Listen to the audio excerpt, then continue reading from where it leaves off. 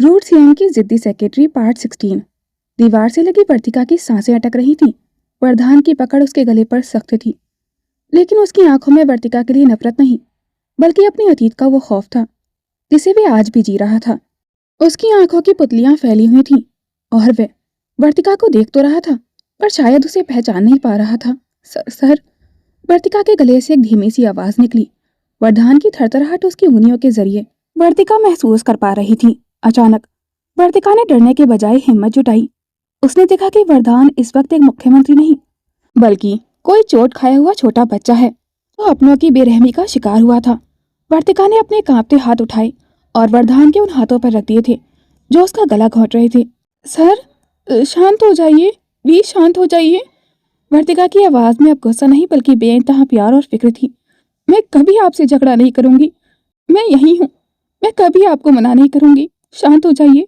Sorry, I am sorry. वरदान का शरीर जो पत्थर की तरह सख्त था वर्तिका के स्पर्श से पिघलने लगा था। उसकी आंखों के सामने फैला हुआ काला धुआं, बचपन की चीखें धीरे धीरे शांत होने लगी थी। जैसे ही उसे होश आया, उसे कमरे की रोशनी और वर्तिका की सिसकियां सुनाई देने लगी थी। उसने अपनी धुंधली नजरों को केंद्रित किया और जो देखा उसने उसके पैरों तले जमीन खिसका दी थी। उसके अपने हाथ वर्तिका के कोमल गले पर थे, जहां उसकी उंगलियों के लाल निशान उभरने लगे थे। वर्तिका। वरदान के गले से एक दबी हुई चीख निकली। उसने बिजली की फुर्ती से अपने हाथ झटके से पीछे खींच लिए, जैसे किसी जलती हुई आग को छू लिया हो। वह अपनी ही हरकत पर इतना घबरा गया था कि उसके हाथ कांपने लगे थे। उसने देखा कि वर्तिका की आंखों में आंसू थे, लेकिन उनमें उसके लिए नफरत नहीं थी। बिना एक पल की देरी किए वरदान ने आगे बढ़कर वर्तिका को खींचकर अपने सीने से लगा लिया था। उसने उसे इतनी कसकर पकड़ा था कि जैसे वह उसे दुनिया की हर मुसीबत से, यहाँ तक कि खुद से भी बचाना चाहता हो। उसका एक हाथ वर्तिका के सिर के पीछे था और दूसरा उसकी पीठ पर उसे खुद में संभाल लेने की कोशिश कर रहा था। तुम ठीक हो लिटिल रैबिट, तुम ठीक हो ना? वरदान की भारी आवाज में इस बार डर और टुटन साफ झलक रही थी। तुम बहुत डर तो नहीं गई? मैंने तुम्हें चोट पहुंचाई? वर्तिका, जो दीवार और वरदान के बीच कैद थी, अब उसके सीने की गर्माहट महसूस कर पा रही थी। उसने अपनी आंखें बंद की और अपने छोटे छोटे हाथों से वरदान की शर्ट को मुट्ठी में कसकर भींच लिया था। उसने अपना चेहरा उसके सीने में और गहराई से छुपा लिया, जैसे वे उसकी धड़कनों को शांत करना चाहती हो। उसने हिचकी लेते हुए बहुत ही मासूमियत से कहा, नहीं, हम डरे नहीं, पर हमें आपकी फिक्र हो रही थी। आपको क्या हो गया था? वरदान के सीने में वर्तिका का वह मासूम चेहरा और उसकी फिक्र भरी बातें एक पल के लिए सुकून तो लाई थी, लेकिन जैसे ही उसने वर्तिका के गले पर अपनी उंगलियों के वो गहरे लाल निशान देखे, उसके दिमाग के किसी अंधेरे कोने में फिर से बिजली सी कौंधने लगी थी। वो निशान उसे अपने बचपन की उस खौफनाक रात की याद दिलाने लगे थे, जब उसने खुद को ही लहूलुहान देखा था। अचानक वरदान के चेहरे के भाव बदल गए थे। उसकी आंखों में एक अजीब सा पागलपन छाने लगा था। उसने झटके से वर्तिका को खुद से दूर धकेला, जैसे वे कोई आग का गोला हो। नहीं, दूर रहो, मुझसे दूर हो जाओ वर्तिका। वरदान बदहवास होकर चिल्लाया और पीछे हटते हुए कमरे का सामान गिराने लगा था। मैं तुम्हें मार डालूंगा, मैं सबको खत्म कर दूंगा। वरदान के हाथों की कपकपी अब पूरे शरीर में एक थरथराहट बन चुकी थी। कमरे की दीवारें उसे अपनी ओर झुकती हुई महसूस हो रही थीं और हवा में वर्तिका की मासूमियत की जगह बीते कल का वो दमघोंटू धुआं भरने लगा था। उसने पागलों की तरह अपना सिर दोनों हाथों के बीच जकड़ लिया। उसकी आंखें फटी की फटी रह गई थीं, पर अब उसके सामने खड़ी वर्तिका नहीं, बल्कि अपना वो डरा हुआ बचपन दिखाई दे रहा था। नहीं, नहीं। वरदान अचानक घुटनों के बल फर्श पर गिर पड़ा था। उसका गला रूंध गया था और आवाज में एक छोटे बच्चे सी बेबसी आ गई थी। बाबा, बाबा, मुझे मत मारिए, प्लीज रुक जाइए। उसकी चीख पूरे कमरे में गूंज उठी थी। वर्तिका कांपते हुए हाथ बढ़ाकर उसे छूना चाहती थी, पर वरदान ने हवा में हाथ चलाकर उसे खुद से दूर धकेल दिया था। मैं सूर्य प्रताप सिंह शेखावत का खून नहीं हूँ बाबा, मैं आपका खून हूँ। देखिए मुझे, मैं आपको छोड़कर कहीं नहीं जाऊंगा। मैं वादा करता हूँ, मैं वैसा ही बनूंगा जैसा आप चाहते हैं, बस मारिए मत।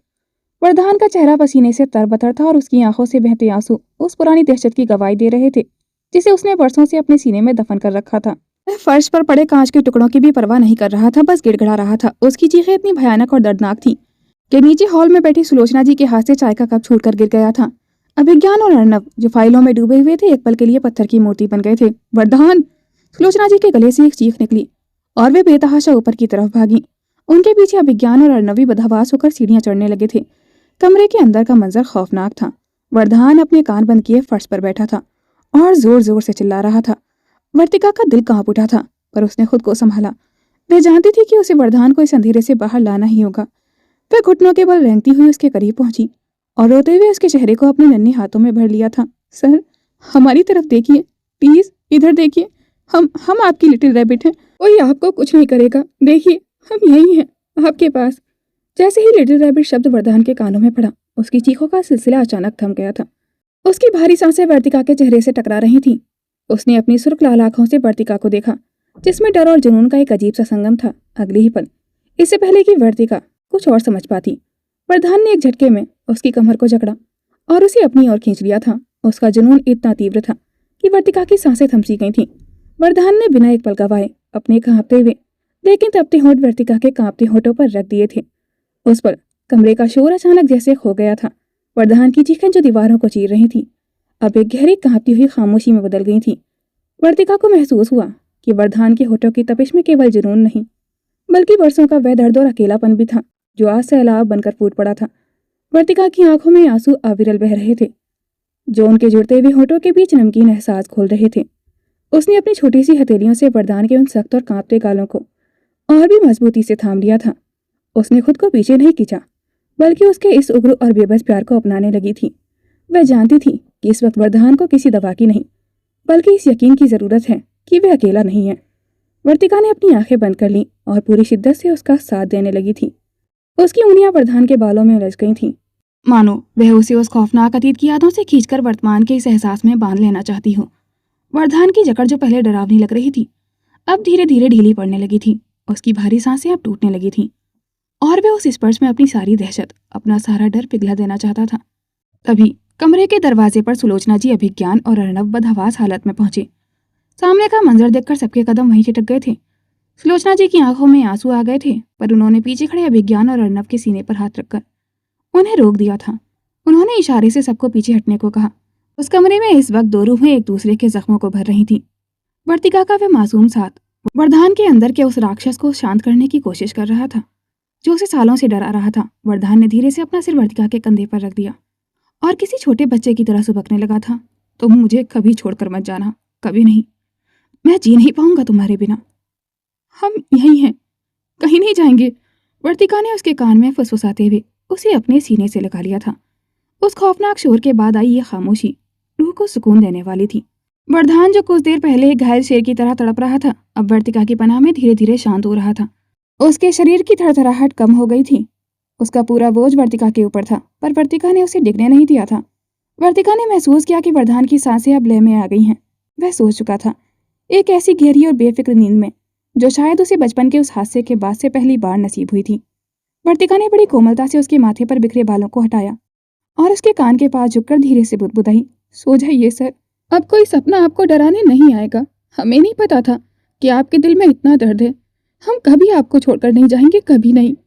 बाहर खड़ी सुलोचना जी ने जब ये देखा कि कमरे में अब सन्नाटा है और वरदान शांत हो गया है, तो उनकी आंखों में शुक्रगुजारी के आंसू छलक पड़े थे। कमरे में पसरी उस गहरी खामोशी को बस वरदान की धीमी स्थिर सांसें तोड़ रही थीं। वर्तिका अभी भी उसी हालत में बैठी थी, उसके कंधे पर सिर टिकाए। वरदान गहरी नींद में था और उसकी अपनी आंखों से आंसू लगातार बह रहे थे। दरवाजा बहुत धीरे से खुला। सुलोचना जी अंदर आईं। उनके पीछे अभिज्ञान और अर्णव भी थे।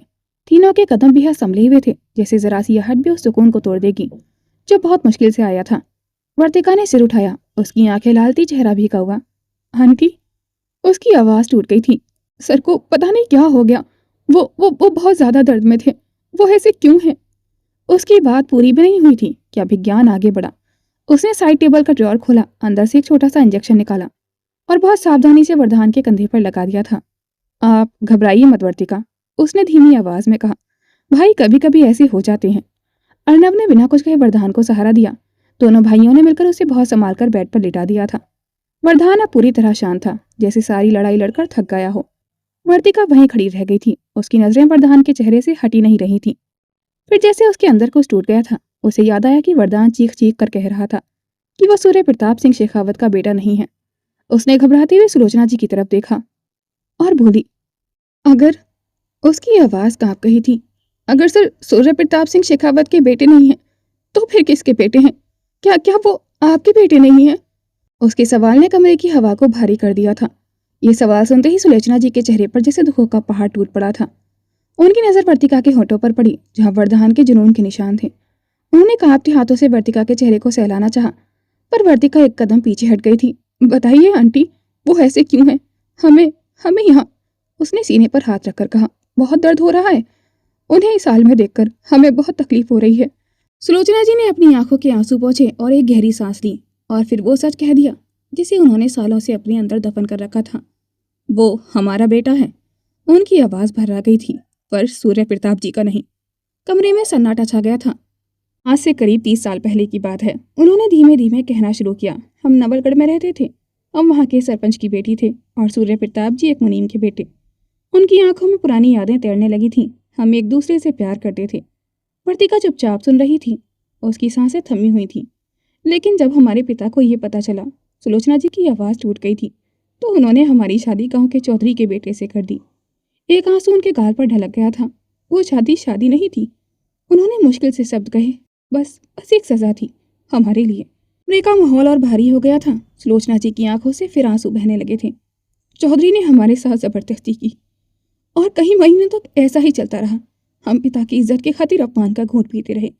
उस इंसान ने मेरे साथ जो किया, वो कोई पति नहीं कर सकता किसी और के साथ। महीनों तक उसने मेरा शोषण किया, मुझ पर अपनी मर्दानगी की ताकत आजमाई, लेकिन मैं किस्मत का लिखा मानकर सहती रही। पर जब हमें पता चला कि हम माँ बनने वाले हैं, उनकी आंखों में एक पल के लिए हल्की सी चमक आ गई थी। तो हमें लगा शायद अब सब ठीक हो जाएगा, लेकिन उनकी आवाज़ फिर से कांप गई थी। शादी को सिर्फ 10 महीने हुए थे और हमारी गोद में वरदान था। वर्तिका की आंखें फैल गई थीं। हर दिन एक जंग था। उन्होंने अपनी मुट्ठी भींच ली थी। हम उस दर्द को सहन ही पाए। उन्होंने अपने सीने पर हाथ रखा, जैसे वो पल फिर से जी रही हों। हमें दिल का दौरा पड़ गया। अभिज्ञान और अर्नब की आंखें चुप गई थीं। ये कहानी वो जानते थे, लेकिन हर बार सुनना उनके लिए भी उतना ही दर्दनाक था। उस हालत में सुलोचना जी की आवाज़ भर आई थी। हमें हमारे ही घर की चौखट पर फेंक दिया गया, तलाक के कागजों के साथ। वर्तिका के होठ कांपने लगे थे। और हमारे पिताजी, उन्होंने हल्की सी मुस्कान के साथ कहा, जिन्होंने मेरी शादी के बाद कभी मुझे एक नज़र नहीं देखा था, उस दिन जीते जी मर गए थे।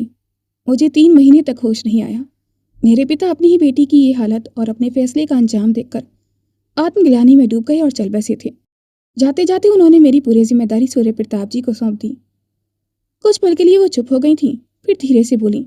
जब हमें होश आया, उनकी आंखों से आंसू बह निकले थे, तो हमें एक चिट्ठी मिली। वर्तिका का दिल रुक सा गया था, जिसमें लिखा था कि हमारा 3 महीने का वरदान गांव में फैली महामारी की वजह से मर चुका है। कमरे में सन्नाटा पसर गया था। सुलोचना जी ने कांपते हुए कहा, हम सब कुछ खो चुके थे। सूर्य प्रताप जी मुझे लेकर दिल्ली आ गए ताकि हम उन कड़वी यादों से दूर हो सकें। वहाँ उनसे शादी के बाद मुझे अभिज्ञान और अर्नब मिले, और सूर्य प्रताप जी का वो बेपनाह प्यार जिसने मुझे फिर से जीना सिखाया। पर हमें क्या पता था कि जिस बेटे को हमारा हुआ समझ रहे थे, वो उस नर्क में जिंदा था। वर्तिका सुन खड़ी सुलोचना जी की बातें सुन रही थी। कमरे की हवा जैसे भारी हो गई थी। वरदान जो अब सो चुका था, उसके चेहरे की मासूमियत के पीछे छिपे भयानक तूफानों की दास्तां धीरे धीरे खुल रही थी। वर्तिका ने कांपती आवाज में पूछा, फिर क्या हुआ आंटी? अगर वो चिट्ठी झूठी थी तो सर वापस कैसे आए? सुलोचना जी की आंखों से आंसुओं का सैलाब उमड़ पड़ा था। उन्होंने सिसकते हुए आगे कहा, 10 साल बीत चुके थे वर्तिका। हमें लगा था कि हमारा अतीत पीछे छूट गया है, पर जब हम एक बार फिर नवलगढ़ वापस गए तो वहाँ के लोगों ने जो बताया उसने मेरी रूह कपा दी थी। गांव वालों ने कहा कि वरदान मरा नहीं था, वो तो उस नरक में घुट घुट कर जी रहा था। लोचना जी की आवाज में एक माँ की बेबसी थी। उसका पिता चंद्रभान, वो राक्षस, हर रोज वरदान को गर्म सरियों से जलाता था। वो मासूम बच्चा चीखता था, पर उस पर किसी को तरस नहीं आता था। चंद्रभान उसे जलाते हुए कहता था, तू अपनी माँ के आशिक का बेटा है, तभी तो तुझे सी भला को छोड़कर उससे शादी कर ली, वरना एक बच्चे की माँ से कौन मर्द शादी करता है? और तुम्हें पता है, मेरे बेटे को कई कई दिन तक खाना नहीं दिया जाता था। अगर वो खाना मांगता तो वो दरिंदा उसके पेट पर लात मारता था। वर्तिका ने अपने मुंह पर हाथ रख लिया था। उसकी आंखों से अविरल आंसू बहने लगे थे। वरदान को नहीं पता कि बचपन क्या होता है, माँ बाप का प्यार क्या होता है। वो छोटा सा बच्चा हाथ जोड़कर गिड़गिड़ाता था, बाबा मैं आपका ही बेटा हूँ। पर वो जालिम कभी यकीन नहीं करता था। जब मेरा बेटा मुझे वापस मिलाना वर्तिका, तो उसके नन्हे से शरीर पर पूरे 83 जख्म थे, जलने और कटने के निशान। वो सिर्फ 10 साल का था। सुलोचना जी ने रोते हुए अपना सिर झुका लिया था। मैं 20 लाख रुपए देकर प्रधान को दरिंदे के चुंगल से छुड़ाकर यहाँ तो ले आई और उसे उम्र कैद की सजा हो गई, पर उसके मन के जख्म कभी नहीं भर पाए। गांव में सब कहते थे, सुलोचना तुम इसे अपने साथ ले जा रही हो, पर यह एक दरिंदे का खून है, बड़ा होकर यह भी वही बनेगा। उनकी वो बातें आज भी वरदान के कानों में गूंजती हैं। अभिज्ञान और अर्नब ने अपनी माँ को संभाला, पर उनके चेहरे पर भी वही पुराना दर्द साफ दिख रहा था। मैं जानती हूँ वर्तिका, वो तुम्हें कैद करना चाहता है, तुम पर अपना हक जताना चाहता है, पर असल में वो तुम्हें दबाना नहीं चाहता। वो तो बस डरता है। उसे लगता है अगर उसने तुम्हें आज़ाद छोड़ा तो तुम भी उसे उसी तन्हाई और नफरत के बीच छोड़कर चली जाओगी जहां वो सालों तक रहा था। सुलोचना जी ने एक लंबी सांस ली और अपनी बात खत्म की।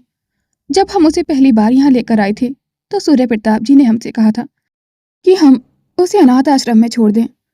उन्हें भी यही डर था कि कहीं वरदान पर उसके सगे पिता का वो खुखार खून हावी ना हो जाए। वो उसे इस घर का हिस्सा नहीं बनाना चाहते थे। वर्तिका ने मुड़कर बिस्तर पर सोए हुए वरदान को देखा। अब उसे उसके जुनून में गुस्सा नहीं, बल्कि एक डरे हुए बच्चे की पुकार सुनाई दे रही थी। उसने मनी मन खुद से वादा किया कि वो इस रूट सीएम के अंदर के उस घायल बच्चे को कभी अकेला नहीं छोड़ेगी। वर्तिका की आंखों से गिरते आंसू अब थम नहीं रहे थे। सुलोचना जी ने धीरे से वर्तिका का हाथ अपने हाथों में लिया और बहुत ही संजीदगी से उसकी आंखों में देखकर कहा, वर्तिका, एक वादा करो हमसे। तुम उसे कभी नहीं बताओगी कि हमने तुम्हें उसका अतीत बताया है, कभी नहीं। वादा करो। सुलोचना जी की आवाज में एक डर था, वरदान के उस स्वाभिमान को टूटने का डर, जिसे उसने बड़ी मुश्किल से अपनी ढाल बनाया था। वर्तिका ने अपनी आंखों के आंसू पोंछे और सिसकते हुए गर्दन हिलाई। वादा करते हैं आंटी, हम उन्हें कभी महसूस भी नहीं होने देंगे कि हमें कुछ पता है। ये सच हमारे और आपके बीच ही रहेगा। उसने बहुत ही मासूमियत से सुलोचना जी की तरफ देखा और मनी मन कहा, पर बहुत दर्द हो रहा है हमें यहाँ। दिल में ऐसा लग रहा है जैसे वो सारी तपती सलाखें हमारी रूह पर लगी हों। हमें इतनी तकलीफ क्यों हो रही है उन्हें इस हाल में देखकर? पर इन सारे सवालों का वर्तिका के पास कोई जवाब नहीं था। वो तो ये भी नहीं समझ पाई थी कि वरदान को गुस्सा किस बात पर आया था। सुलोचना जी कमरे से बाहर चली गई थी और कमरे में फिर से वही सन्नाटा छा गया था। पर इस बार उस सन्नाटे में एक एहसास था। उसने मुड़कर बेड पर सोए हुए वरदान को देखा। उसका रूट सीएम, जो दुनिया के लिए पत्थर था, आज उसकी नजरों में कांच की तरह टूटा हुआ एक इंसान था, जिसे समेटने का हक अब शायद उसने अनजाने में ही उसको ही दे दिया था। कुछ देर बाद वरदान को होश आ गया था। वर्तिका घबराई हुई बेड के किनारे खड़ी थी। वरदान जल्दी से बेड से उठा और वर्तिका के चेहरे को अपने दोनों हाथों के प्याले में भर लिया था। उसकी लाल पड़ती गर्दन पर उंगलियों के निशान देखकर वरदान की रूह कांप गई थी। उसने कमरे की हालत देखी तो समझ गया था कि क्या हुआ होगा। वर्तिका ने आंसू भरी आंखों से उसे देखते हुए कहा, आप ठीक तो है ना? वरदान ने वर्तिका की बात सुनी पर बिना एक शब्द बोले उसने झुककर बड़ी कोमलता से वर्तिका को अपनी बाहों में उठा लिया था। वर्तिका ने घबराहट में अपनी बाहें उसके गले के चारों ओर लपेट दी थीं। वरदान उसे लेकर बेड तक आया और बहुत ही नजाकत से उसे मखमली बिस्तरों पर लिटा दिया था। उसने कंबल उसके ऊपर डाला और उसके माथे को सहलाते हुए बहुत धीमी और भारी आवाज में कहा, शांत हो जाओ, मैं बिल्कुल ठीक हूँ। अब बस तुम सो जाओ, बहुत देर हो गई है। लेकिन वर्तिका की आंखों में अभी भी वही मासूम सा डर और फिक्र तैर रही थी। उसने कांपते हाथों से वरदान की कलाई पकड़ ली। आप हमसे गुस्सा हो ना? वर्तिका की आवाज सिसकियों में डूबी हुई थी। हमें पता है, हम हट कर रहे थे। हमने आपको बैंडेज नहीं करने दी, इसी वजह से आप नाराज थे ना? आपको चोट लगी थी और हम बस। उसकी मासूमियत देख वरदान की आंखों में एक अजीब सी नरमी उतर आई थी। वह कुछ कहने ही वाला था कि वर्तिका ने अपनी शर्ट के ऊपर के बटन खोलने शुरू कर दिए थे। उसके हाथ थरथरा रहे थे, पर उसकी जिद अब वरदान के दर्द को कम करने की थी। लीजिए, कर लीजिए बैंडेज, अब हम मना नहीं करेंगे। उसने नम आंखों से उसकी ओर देखते हुए कहा, पर प्लीज आप फिर से कभी इतना गुस्सा मत करना। वरदान की सांसें जैसे थमसी गई थी। वर्तिका की मासूमियत और उसकी निस्वार्थ चिंता ने उसके भीतर के शैतान को तो शांत कर दिया था। लेकिन अब एक दूसरी ही आग सुलगने लगी थी। जैसे ही वर्तिका ने अपनी शर्ट के बटन खोले, उसका एक कंधा पूरी तरह से अनावृत हो गया था। मखमली रोशनी में उसकी दूधिया त्वचा और उस पर पड़े वरदान की उंगलियों के वो हल्के निशान। उस दृश्य ने वरदान के संयम की कतारें तोड़ दी थीं। उसने देखा कि वर्तिका अपनी आंखें बंद किए कांपते हुए अपनी गर्दन झुकाई बैठी थी। वरदान की आंखों में पछतावे की जगह एक गहरा नशीला आकर्षण उतर आया था। फिर धीरे धीरे उसकी ओर झुका। वर्तिका को उसकी गर्म सांसें अपनी गर्दन के पास महसूस होने लगी थीं, जिससे उसके शरीर में एक सिरन दौड़ गई थी। वरदान के हाथ, जो अब तक उसे शांत करने की कोशिश कर रहे थे, अब उसके कंधे के पास की कोमल त्वचा को सहलाने लगे थे। उसका स्पर्श इतना धीमा और गहरा था कि वर्तिका की धड़कनें तेज होने लगी थीं। तुम इतनी मासूम क्यों हो लिटिल रैबिट? वरदान की आवाज अब एक फुसफुसाहट बन चुकी थी, जिसमें एक अजीब सी तड़प थी। वह और करीब आया, यहाँ तक कि वर्तिका की तेज चलती धड़कनों की आवाज उसे साफ सुनाई देने लगी थी। वरदान ने अपनी होठ वर्तिका के उस नाजुक हिस्से पर रख दिए जहां उसकी धड़कनें सबसे ज्यादा शोर कर रही थी। वर्तिका के मुंह से एक दबी हुई आह निकली और उसने अनजाने में ही चादर में उंगलियां कस दी थी। वरदान अब पूरी तरह से उसकी खुशबू और उसकी निकटता के वश में था। उसने अपनी पकड़ और मजबूत की और अपनी बंद आंखों के साथ वर्तिका की उस कोमल त्वचा को चूमते हुए उसे महसूस करने लगा था। कमरे का सन्नाटा अब दोनों की भारी होती सांसों से भरने लगा था। वर्तिका का सारा डर अब एक अनजाने से एहसास में बदल चुका था। जहां वह सिर्फ वरदान के करीब होना चाहती थी, वरदान का संयम अब कांच की तरह दरक रहा था। वर्तिका की गर्दन पर अपने होठों का दबाव बढ़ाते हुए वे पूरी तरह उसके एहसास में डूब चुका था। उसके हाथ वर्तिका की कमर को और कसकर खींचने लगे थे। कमरे की हवा भारी हो गई थी और वरदान का वश खुद पर से छूटता जा रहा था। तभी जैसे ही उसका हाथ अनजाने में वर्तिका के गले के उस हिस्से पर पड़ा जहां गोली के जख्म गहरे थे, वर्तिका के मुंह से एक सिसकी और दर्द भरी कराह निकल गई थी। सर, दर्द हो रहा है। वह कराह वरदान के कानों में किसी ठंडे पानी के झटके की तरह लगी थी। वह पलक झपकते ही पीछे हटा, जैसे किसी ने उसे हकीकत के धरातल पर दे मारा हो। उसकी आंखों में छाया नशा गायब हो चुका था और उसकी जगह गहरे पछतावे ने ले ली थी। उसने देखा कि वर्तिका की आंखों में दर्द के कारण पानी भर आया था। शिट, मैं क्या कर रहा था? वरदान ने खुद को दिखाते हुए अपनी मुट्ठियां भींच ली थीं। उसने तुरंत बेड की दराज से फर्स्ट एड बॉक्स निकाला। उसके हाथ अभी भी कांप रहे थे, लेकिन इस बार वह खुद पर काबू पा चुका था। उसने बहुत ही कोमलता से कॉटन में दवाई लगाई और वर्तिका के गले के लाल निशानों पर रखने लगा था। वर्तिका ने दर्द के मारे अपनी आंखें सिकोड़ ली थीं, तो वरदान ने धीरे से फूंक मारी। सॉरी लिटिल रैबिट, बस थोड़ी देर और, उसने फुसफुसाते हुए कहा। उसकी आवाज़ में वह दरिंदगी नहीं बल्कि एक रक्षक की तड़प थी। बैंडेज करने के बाद उसने वर्तिका की शर्ट के बटन बहुत ही शालीनता से वापस बंद कर दिए थे, जैसे वह उसे दुनिया की नज़रों से छुपा लेना चाहता हो। उसने वर्तिका को धीरे से सहारा दिया और उसे अपनी बाहों के घेरे में खींच लिया था।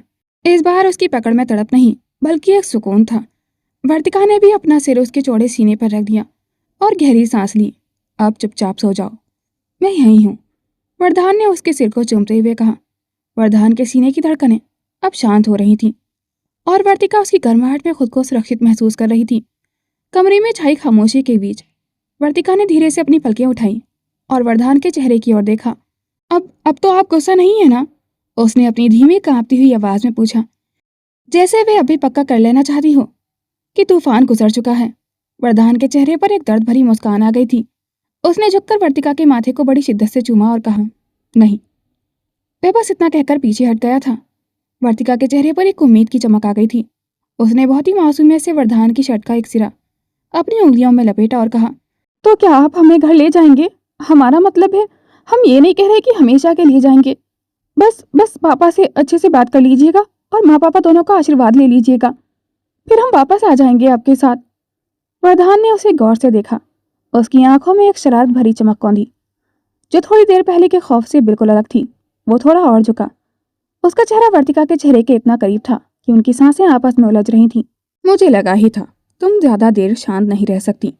उसकी आंखों में कल वाला पागलपन तो नहीं था, पर एक गहरा मालिकाना हक और जुनून साफ झलक रहा था। भूल गई हो क्या मैंने क्या कहा था? वरदान की भारी और गहरी आवाज वर्तिका के कानों के पास गूंजी। तुम मुझसे दूर नहीं जा सकती, कभी नहीं। उसने अपना चेहरा वर्तिका की गर्दन के पास झुकाया और वहां एक गहरा निशान छोड़ते हुए बेहद धीमी आवाज में फुसफुसाया, I can't live without you. उसकी सांसों की गर्मी वर्तिका को मदहोश कर रही थी। वरदान ने उसकी आंखों में आंखें डालकर कहा, और ये बात अपने इस छोटे से दिमाग में जितनी जल्दी बिठा लो, तुम्हारे लिए उतना ही अच्छा है। वर्तिका का दिल जोरों से धड़क रहा था, पर उसने अपनी पलकें नहीं झपकाईं और सीधे उसकी आंखों में देखकर हिम्मत से कहा, आपको क्या लगता है आप हमें इस तरह डराएंगे, हमें काटेंगे तो हम डर जाएंगे? हम बिल्कुल नहीं डरने वाले आपसे। धान के चेहरे पर एक टेढ़ी और जानलेवा मुस्कान आ गई थी। उसने अपना अंगूठा धीरे से वर्तिका के निचली होठ पर रखा और उसे इतनी शिद्दत से रब किया कि वर्तिका की सांस अटक गई थी। उसका स्पर्श अंगारे की तरह गर्म था। उसने झुककर वर्तिका के कान के पास बेहद भारी और गहरी आवाज में कहा, आपको क्या लगता है श्रीमती जी कि हम सिर्फ काटकर आपको छोड़ देंगे? आप हमारी वोलत हैं, जिसे मैं खुद से दूर करने के बारे में सोच भी नहीं सकता। और जहां तक आपके मायके जाने की बात है, तो यह ख्याल दिमाग से निकाल दीजिए, क्योंकि आप इस कैद से कभी रिहा नहीं होने वाली हैं। वर्तिका का चेहरा शर्म और घबराहट से सुर्ख लाल हो गया था। उसके दिल की धड़कनें इतनी तेज थीं कि उसे लग रहा था कि वरदान उन्हें साफ सुन सकता है। वरदान की नजरों में बढ़ता हुआ वह जुनून उसे पिघला रहा था। वरदान ने देखा कि वर्तिका थोड़ी डर रही है, तो वह खुद ही उससे थोड़ा हटकर सो गया था। वर्तिका भी चुपचाप साइड में सिमटकर सो गई थी। अगली सुबह सूरज की पहली किरणें खिड़की के भारी पर्दों से चीरती हुई कमरे में आईं। तो वर्तिका की आंखें धीरे से खुली। उसे अपनी कमर पर एक भारी दबाव महसूस हुआ। प्रधान का मजबूत हाथ अभी भी उसे घेरे हुए था, जैसे नींद में भी वह उसे खुद से दूर नहीं होने देना चाहता हो। वर्तिका ने मुड़कर देखा। प्रधान का चेहरा अब शांत था। वह रात वाला जुनून कहीं गहरी नींद की परतों में छिपा हुआ था। वर्तिका ने धीरे से उसका हाथ हटाया और तैयार होने के लिए उठ गई थी और नहाकर स्लीवलेस ड्रेस पहन ली थी। नीचे नाश्ते की मेज पर सन्नाटा था, लेकिन हवा में एक अजीब सी बेचैनी तैर रही थी। सुलोचना जी, अभिज्ञान और अर्नब पहले से ही वहां मौजूद थे। तभी वर्धान के पश्चात सीढ़ियों पर गूंजी। सफेद शर्ट के ऊपर से काले रंग का वेस्ट कोट पहने वह अपनी पूरी रसूखदार शख्सियत के साथ नीचे आया। उसके चेहरे पर कल रात के उस तूफान का कोई निशान नहीं था, बस एक ठंडी और गहरी खामोशी थी। जैसे ही वर्धान अपनी कुर्सी पर बैठा, वर्तिका ने अपनी तिरछी नजरों से उसे देखा। उसे लग रहा था कि शायद वर्धान उससे कोई बात करेगा या उसके मायके जाने की बात पर कोई जवाब देगा, लेकिन वर्धान बिल्कुल बेरुखी से अपनी प्लेट देखने लगा था। तभी भाविका प्लेट लेकर वर्धान के करीब आई। उसने बेहद नजाकत से वर्धान की प्लेट में ब्रोकली और कुछ हेल्दी सलाद सर्व करना शुरू किया। वर्धान, अपनी डाइट का ख्याल रखा करो। आज मैंने खास तौर पर तुम्हारे लिए ये ब्रोकली तैयार करवाई है। भाविका ने अपनी आवाज में जरूरत से ज्यादा मिठास खोलते हुए कहा और वर्धान की ओर झुककर मुस्कुराई। वर्तिका, जो पास ही खड़ी वर्धान के लिए जूस का गिलास भर रही थी, ये देखकर जल भुनकर राख हो गई थी। उसके हाथ में पकड़ा हुआ जग हल्का सा कांप गया था। उसे भाविका का इस तरह वर्धान के करीब आना और उसकी पसंद नापसंद का ख्याल रखना बिल्कुल भी बर्दाश्त नहीं हो रहा था। वर्धान ने अपनी नजरें उठाई और वर्तिका को देखा। उसने साफ देखा कि वर्तिका की नाक गुस्से में फड़क रही थी। उसकी आंखों में जलन की साफ चिंगारियां थीं। वर्धान के चेहरे पर एक बहुत ही हल्की, लगभग ना दिखने वाली शैतानी मुस्कान आ गई थी। उसे अपनी लिटिल रैबिट को इस तरह जलते हुए देखने में एक अजीब सा सुकून और मजा मिल रहा था। भाविका को नजरअंदाज करने के बजाय वर्धान ने जानबूझकर कांटा उठाया और ब्रोकली का एक टुकड़ा खाते हुए भाविका की तरफ देखकर कहा, थैंक यू भाविका, तुम्हें कम से कम मेरी पसंद का ख्याल तो रहता है, वरना यहाँ तो कुछ लोग बस अपनी ही शर्तें मनवाने में लगे रहते हैं। यह सीधा ताना वर्तिका के लिए था। वर्तिका का चेहरा गुस्से से और भी लाल हो गया था। उसने जोर से जूस का गिलास मेज पर रखा, जिससे थोड़ा सा जूस बाहर झलक आया था। सुलोचना जी ने मुस्कुराते हुए अपनी बहू की जलन को ताड़ लिया था, पर वर्धान तो जैसे आग में घी डालने का काम कर रहा था। वह मजे से नाश्ता कर रहा था और बार बार अपनी नजरों से वर्तिका के गुस्से को टटोल रहा था। अचानक भाविका ने वर्धान के हाथ को थाम लिया था, लेकिन वर्धान ने उसे झटक कर दूर नहीं किया था और उसका ये बर्ताव देखकर वर्तिका की बर्दाश्त की हद अब जवाब दे चुकी थी। उसने अपनी प्लेट झटके से खिसकाई, जिसकी आवाज पूरे डाइनिंग टेबल पर गूंज उठी थी। सुलोचना जी और दोनों भाइयों के कुछ बोलने से पहले ही वे वहां से पैर पटकती हुई तेजी से लिफ्ट की तरफ भाग गई थी। ऊपर अपने कमरे में पहुंचकर वे पागलों की तरह यहाँ वहां टहलने लगी और गुस्से से बड़बड़ाने लगी, बड़े आए सीएम साहब, कल रात क्या हुआ सब भूल गए। फर्स्ट किस हमारे साथ की, हमें इतनी जोर से काटा कि अब तक निशान है, और नीचे उस पिशाचनी भाविका के हाथ से ब्रोकली खा रहे हैं, बड़े चाव से खा रहे थे। Thank you Bhavika. उसने वर्धान की नकल उतारते हुए अपना मुंह बनाया। सही है, हम हैं ही कौन, हम तो बस शर्तें मनवाने वाले लोग हैं ना। तभी दरवाजा खुला और वर्धान शांत कदमों से अंदर आया। वर्तिका की आंखों से लगातार आंसू बह रहे थे। वो बर्दाश्त नहीं कर पा रही थी उसका भाविका से मुस्कुराकर बात करना। बाहर निकलिए यहाँ से, जाइए उसी भाविका के पास।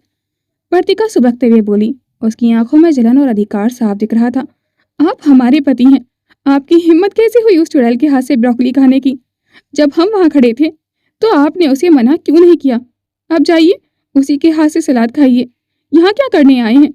वर्धान, जो अब तक शांत था, वर्तिका के इस पजेसिव रूप को देखकर अपनी मुस्कान रोक नहीं पाया था। उसे अपनी पत्नी का ये हक जताना और जलना इतना प्यारा लगा कि उसके अंदर का सारा तनाव खत्म हो गया था। वह धीरे धीरे उसकी तरफ बढ़ा। वर्तिका पीछे हटते हुए कमरे की बड़ी कांच की दीवार से जा टिकी थी। वर्धान ने झटके से उसके दोनों हाथ पकड़कर दीवार पर ऊपर की तरफ पिन कर दिए थे। वह उसके इतने करीब आ गया कि वर्तिका को उसकी गर्म सांसें अपनी नाक पर महसूस होने लगी थी। वर्धान के चेहरे पर एक शरारती मुस्कान थी।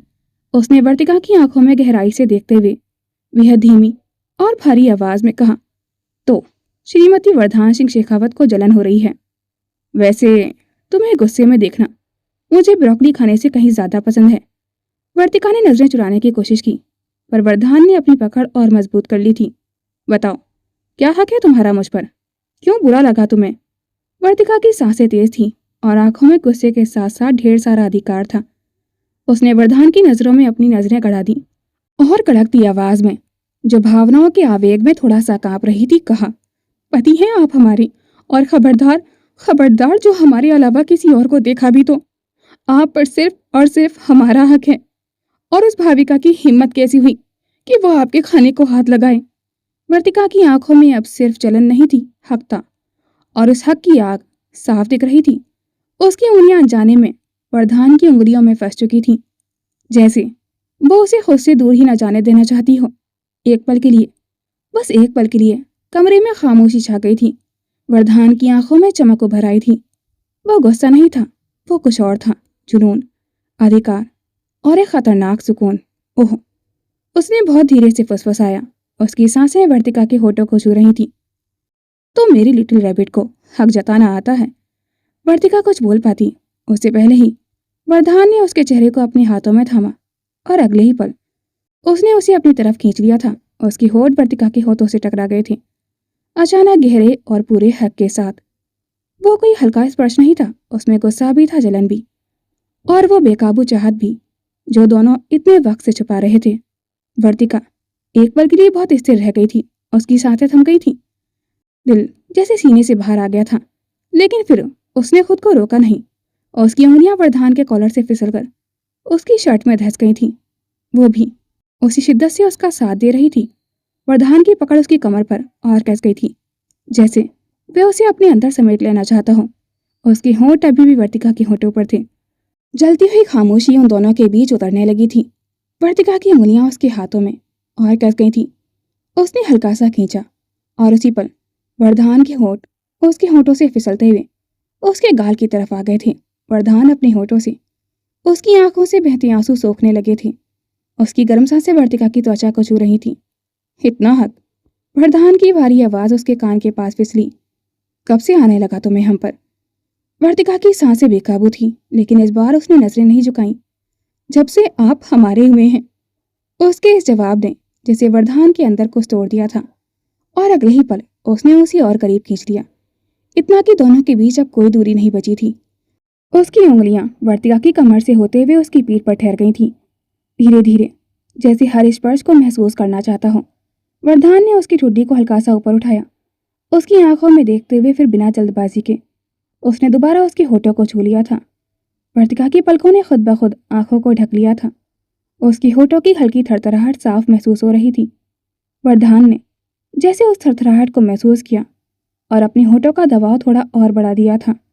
उसकी उंगलियां वर्तिका के हाथों को दीवार से छोड़कर अब उसकी कलाइयों को थामने लगी थीं, लेकिन पकड़ में अब जबरदस्ती नहीं थी। वर्तिका ने हल्का सा खुद को उसके करीब खींच लिया था। उसके इस छोटे से इशारे ने वरदान के चेहरे पर एक खतरनाक लेकिन बेहद मोहक मुस्कान ला दी थी। कुछ पल बाद वह धीरे से पीछे हटा और दोनों की सांसें एक दूसरे से टकरा रही थीं। To be continued. दोस्तों, अभी आप लोग बहुत ज़्यादा रिक्वेस्ट कर रहे हैं कि मैं लॉन्ग पार्ट डालूं, पर अभी मेरी मेडिसिन्स चल रही हैं और मुझे बहुत ज़्यादा नींद आती है उन्हें खाकर, जिस वजह से बहुत मुश्किल होती है एपिसोड तैयार करने में। पर जितना मुझसे हो पाता है मैं करके अपलोड कर देती हूँ। आई होप आप समझेंगे। और आज का पार्ट आपको कैसा लगा कमेंट सेक्शन में अपनी राय ज़रूर शेयर कीजिएगा। Thanks for watching. Please like, comment and share this video. Don't forget to subscribe my YouTube channel for more interesting videos.